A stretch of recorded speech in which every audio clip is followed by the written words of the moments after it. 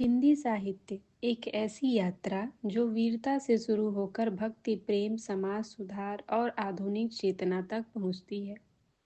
आइए जानते हैं हिंदी साहित्य के चार प्रमुख काल। पहला है आदिकाल, जो 1050 ईस्वी से 1375 ईस्वी तक रहा। वीरता का युग। हिंदी साहित्य की शुरुआत होती है आदिकाल से। यह वह समय था जब कवियों ने अपने शब्दों में युद्ध भूमि, साहस और शौर्य की ज्वाला को साहित्य में उतारा। कवि चंद्रबरदाई और उनकी रचना पृथ्वीराज रासो इस युग का स्वर्णिम उदाहरण है। इस काल को वीर गाथा काल भी कहा जाता है। दूसरा है भक्ति काल, 1375 ईस्वी से 1700 ईस्वी तक माना जाता है। प्रेम और भक्ति का उदय।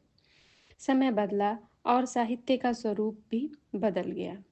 अब कवि ईश्वर के प्रति प्रेम, समर्पण और भक्ति में डूब गए। कबीर रैदास जैसे संतों ने निर्गुण भक्ति को जन्म दिया, जबकि तुलसीदास, सूरदास और मीरा ने सगुण भक्ति को दिव्यता प्रदान की।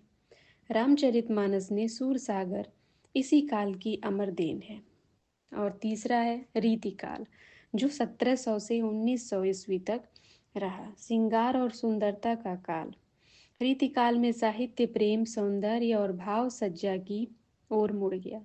कवियों ने नायिका भेद, श्रृंगार और अलंकारों से काव्य को अद्भुत सौंदर्य दिया।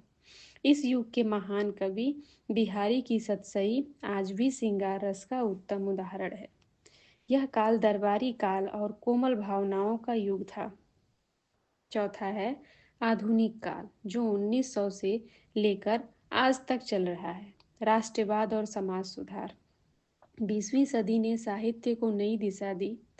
देश स्वतंत्रता की लड़ाई में जाग उठा और साहित्य समाज की आवाज बन गया। मैथिली शरण गुप्त की भारत भारती और प्रेमचंद की गोदान राष्ट्रवाद, समाज सुधार और यथार्थवाद की मिसाल है। यही कारण है कि इसे आधुनिक युग का स्वर्णिम युग कहा जाता है। आदिकाल से आधुनिक युग तक हिंदी साहित्य सिर्फ भाषा नहीं, हमारी संस्कृति, भावनाओं और इतिहास की जीवंत धरोहर है। धन्यवाद।